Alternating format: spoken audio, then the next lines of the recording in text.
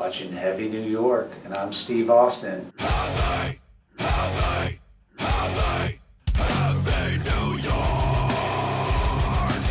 What's up, everybody? It's Alex from Heavy New York. We are at BMG today, and we are here with Steve of Today is the Day. Thank you for your time. How's it going, buddy? It's great to have you here. So, No Good to Anyone is officially out now, and it's absolutely awesome. This is the first record since Animal Mother, like I think 6 years later, right? So, yes, it is. So do you just consider this the follow-up to Animal Mother, or do you think that this is like a new start for Today is the Day in a way? I think it's a new beginning for Today's Day because I wanted to really stretch out even further musically than we'd ever have before. And with the new album, that meant having to strip away any kind of fears about, perception of music or anything like that. I always make the music for myself as something to understand existence and the whole human existence and living of my own self. But at the same time, I feel like that I wanted to try to definitely use all of the different palettes of sound that you can make a record with, and that goes from anything to a massively distorted guitar down to a little tiny acoustic guitar. And overall, I was just really trying to create something brand new that had never been done before. But if it looked back in philosophical leanings, maybe to records like Dark Side of the Moon by Pink Floyd, or Wish You Were Here, Lark Song and Aspects by King Crimson, or something like that. Back in the day when, in the early 70s, when prog rock albums were kind of ruling the day. Mm-hmm. Yeah. Well, as somebody who does listen to Today's the Day, I think if you were to play me a segment of a song, I could tell that that's off of Kiss the Pig, or that's off of Axis of Eden, or something like that. So I think it's fair to say you've always taken a new approach to every Today's the Day album, right? Yeah, definitely. But more than ever, I just felt on this one in particular, it's part of being an artist and writing songs and so forth is the best art is going to be the truest thing that comes from your heart with no filtering. And within the genre of music that I guess you could say I play, which is heavy music, I think because of both enjoying playing brutal stuff, we kind of tend to lean towards that a lot of times. But I felt in the new record that it would be a more honest and true album if we could document the human existence life diary with both the heavy moments embellished by distortion and pounding drums or blast beats or double kick drum, but then also involve the things that are more ethereal and more tender and loving and like a celebration of life. And so that way the whole story as a full story could be seen, because there would be contrast to the really super dark heavy stuff into the also super dark, maybe more dynamic stuff. Mm-hmm. Is it fair to say that maybe each record is representative of who you were at that particular time, almost kind of like a photograph or a memory in a way? It really is. The records a lot of times, though, they do enter into the realm of fantasy and other kinds of thought play like that. Most of it's like a living diary of different stream of thought, conscious things that come up with me about life, and a lot of it's trying to figure out what I'm feeling, what I'm going through or experiencing. And so I think throughout time I've kind of jotted these things down as little notations, and almost it's like a diary half the time. It's usually almost every record is a snapshot in time, and when I hear the title of this one or that one, it can remind me exactly what was going on back at whatever time. Yeah. Do you need to put yourself in a certain atmosphere or a certain realm in order to get inspired to write, or does inspiration or an idea sometimes just come out of the blue? It really depends. I mean, the other day I was thinking about one of the songs that we play on tour right now from our Axis of Eden album. It's called Free at Last. And, I remember that day was a really hard day because life was a struggle, things were crazy. I think me and my wife had, been upset and arguing about a bunch of things. We seemed to be really down. And I just walked out to the studio that day and started stream thought, playing piano to this piece, and then writing the words and whatnot, and it's like different things will stimulate you like that, and you just got to get it out like right then about that feeling, because you know that there's something good there that's going to push maybe something good out, you know. I usually try to write the words coinciding with like diary books that I'll keep, and then after the music has been structured as one piece and so forth, going back and then working with those pieces that either I'd made up before in poems or lyrics, or just original writing it to that song, you know. But I have to be, for myself, I have to be kind of private and alone in my studio with the doors closed, and you know, just kind of be able to drift off into that world so that I can really, you know, hopefully find the truth. Yeah, isolation is sometimes the greatest fuel for heavy music, so it works out perfectly. Could maybe like the lyrical subject matter in these diaries that you mentioned, could this determine the outcome of the music itself as well? Or in order to get like lyrics, you need like riffs and rhythm and all that stuff? The lyrics can happen through poetry that I write and stuff like that, but really, the album is structured like a movie is, in the sense of that each song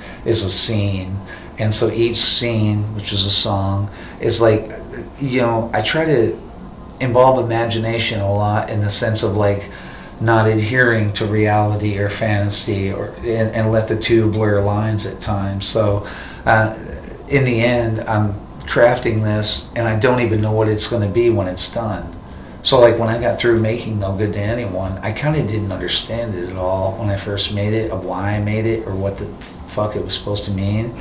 And then it took, after it was all recorded, and then when like the test graphics for the lyrics came back and I had to proofread them, and then I experienced the album in that way of reading my own lyrics and listening to the album for a minute, then all of the different explanations of where this is all going, what did that mean, and why did you put that in there, and what, you know, all that abstract stuff came together for me a lot then. Yeah, and I'd imagine, so you mentioned there's kind of like a cinematic element to the record, so like maybe you don't recommend that listeners listen to this album on the shuffle setting, like in order to maybe get the concept or the story of like track number 3, they should listen to track number 2 and stuff, right? Yeah, I think it is one that would make most sense to play it all in a row, because almost like a David Lynch film or a Quentin Tarantino movie, where some of the pieces might be out of order to the original story. To understand it, you have to listen to it like that, you know, from beginning to end, because this particular album, for instance, takes you to No Good to Anyone, the song, and that one ended up being more or less like the explosive kickoff to the story, dropping you right in the place where I was, almost as like a virtual reality thing, that you're sitting right beside me, and maybe I'm just telling you like what's going on, and like how I'm feeling, or trying to describe what's going on. And from there, the song kind of takes off and explodes through the aftermath of all these things that were explained at the front end of it about how I was feeling, which was in pain, and then finally you can't take it anymore, and it's like a lashing out and an explosion to the point that you just fucking hate everyone and everything all the time. And thus the chorus of the title track is I hate everyone. And you know, and then right after that was over with, the album takes off into Attacked by an Angel, which is like we're trying to describe like the killing monotony of being homebound, or like not being able to go anywhere or do anything, and now you're almost like a spectator watching life go by every day, but you can't really touch it or be a part of it because you're not able to say like leave your house or whatever. And then at the end of that song, it goes into a fantasy of that I have died, and then now my ashes have been spread across this mountain where I go deer hunting. That's a blueberry mountain, and the cowboy voice of singing here on the mountain, home on the range, is me at peace with myself up on top of this mountain in the spirit world. Yeah, wow. I think you, in a way, just reviewed the own record for yourself in a way, like the way you analyzed it and everything. Now, do you want listeners to be engaged in the story that you sing about, or is there room for the music to also be open to interpretation? I think the music is open to interpretation because also lyrically in the way that I speak and stuff, I try to keep things very clear, and like the wording could be applied to many different things. Like for instance, Callie is a song that's about my dog that passed away, and the dog was my sidekick throughout a lot of trials that I went through, and in a lot of ways that dog saved my life. And so I wrote this song, and but I'm not referencing that it's about a dog. Mm-hmm. And so you could listen to that song with the words to it and possibly think that you're talking about like your kid or your woman or like whatever it be, someone that you love, and that and it's leading to the fact that they're gone now, and you're reflecting on the happy part of when they were around. Mm-hmm. That's really interesting because you address many different subject matters, and like even like every album title in itself is so different. There's some bands like Cannibal Corpse, every album it's always, you know, something brutal, something crazy, but like, you know, Axis of Eden, people could associate that with nature. No Good to Anyone, that has like a real hardcore grit to it. You try to easily capture a moment with your music, but do you find that maybe sometimes the longer you work on a song, the harder it is to sort of like maintain that moment or that energy or that emotion? I do, and it's something that I've learned a great deal from through making the No Good to Anyone album, because for instance, like with that same song, Callie, you know, I made that up. I had no idea what it was supposed to be. It almost sounded like a nursery rhyme to me at first when I first made it up, and I didn't understand it.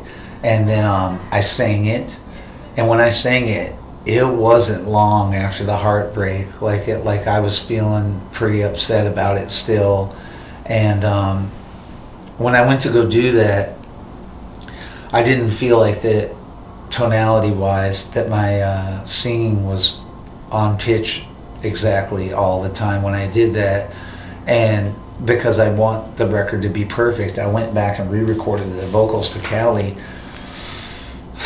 probably 10 to 20 times over a couple of months, where I just kept not being able to be satisfied with it. Even when I finally nailed it and all the notes were perfectly in tune and stuff, like, then it just still seemed like something was wrong. And then it brought back to the realization of, I'll tell you what you should do. You should just put the original one on that you did, and then bear with it a minute, and don't focus on the imperfections of this. Focus on the sound of your voice, the way that you are talking and singing, and now picture, does this adequately demonstrate a person who has been destroyed from within, or does it not? And what would a person sound like that's destroyed from within? Are they going to have their shit together? Are they going to sound articulate? Are they going to have all the right words, all the right tonality? No. Broken means broken. So when I played it back and then I heard the couple little parts where my voice might have been out of tune a little bit, I realized, like, it doesn't fucking matter, because it's the character of the voice and the way that it is that is honest and genuine. And if I was to go back trying to correct these things about the slight out of tuning things, I don't think it would have the same impact as if it would have been saying exactly operatically perfect or something. Yeah, I think the rawness and the trueness of Today Is the Day is what makes a Today Is the Day album. Like, I think that even goes back to the name. Like, I hear capturing a moment just when I hear the term Today Is the Day. So I think with the rawness in there, I think it really plays a role. And, you know, like with, you know, addressing pain and, you know, suffering in some of your songs, do you almost find it hard to, like, whether you're re-recording it or even playing it live, does it sometimes put you back into that same sort of momentum? Or in the end, you make art about it, it's a release, so in the end, it's a feel-good song? I do think that we all need to confront things at different times. And like with my songs, a lot of times once I have finally got it out of my system, you know, I'm the kind of person, like, if you piss me off and stuff, like, I might grab, like, a notebook or grab my laptop and start writing almost like I wouldn't call it a pretend letter to you, but I'll start jotting down, like, this rush of thoughts of all these things about what I think about stuff and everything, and I'm not even going to probably do anything with it, but, like, it's just something that, like, probably because I like talking, that if I don't have someone to talk to, then and that's really how this whole thing got born out of anyway in the first place, was just isolation and being by myself all the time and living in a warehouse in East Nashville, and nobody around, nobody to give me some answers about what was happening to me in my life.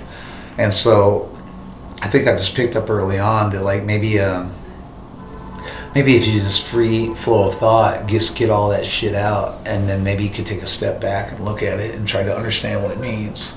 Yeah, definitely. And I have 2 more questions for you. Sure, no problem. Here comes the most difficult question of the interview. How do you know when a song is done?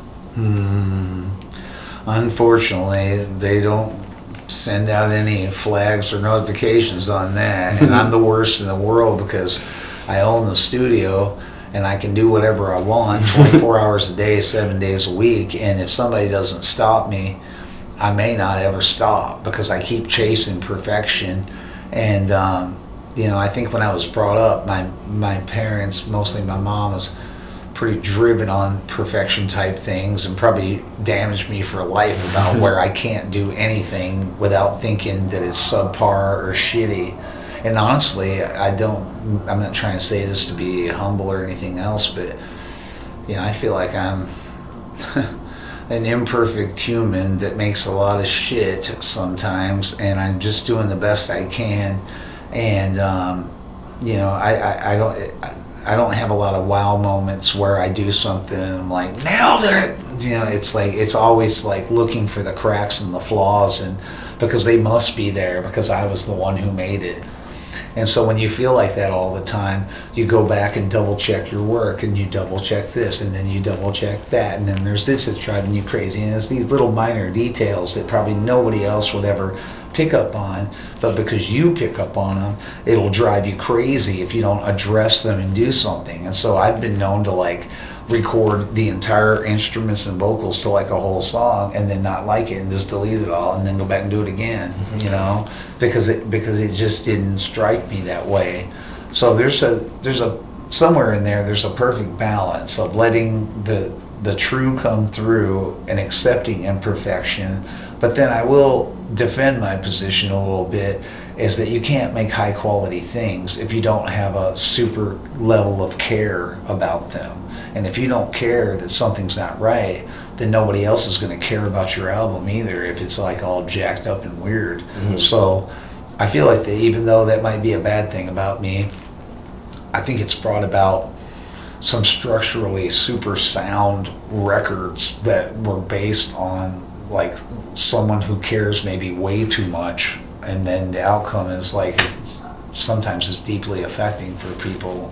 Yeah. Well, my favorite lyrics are "My search for true perfection will lead me endlessly," and I think that kind of really resonates with this. So, and the final question I wanted to ask you is, we talked a lot about the songwriting, the sources of inspiration, all that, but then there's also a matter of playing live. Is there a similar energy that you channel into your live presence as you do when you're songwriting, or is it a completely separate art altogether? There's a freedom that comes from being able to play live where anything goes. As far as for me, I feel like an animal, I feel like a human, I feel like a monster, I feel like multiple different ways, and it's the way we always feel, but we keep it underneath our skin in reality in life, because obviously nobody would want a monster walking into their restaurant and freaking out about something or whatever else, but like all the shit that just eats me inside all the time and drives me fucking crazy, it's like the minute that we're able to get into the game and start playing, I feel like that's the most freest moment in the world. It's like I want to do violent shit on stage to get you arrested in real life, because that's my stage and that's where I'm playing,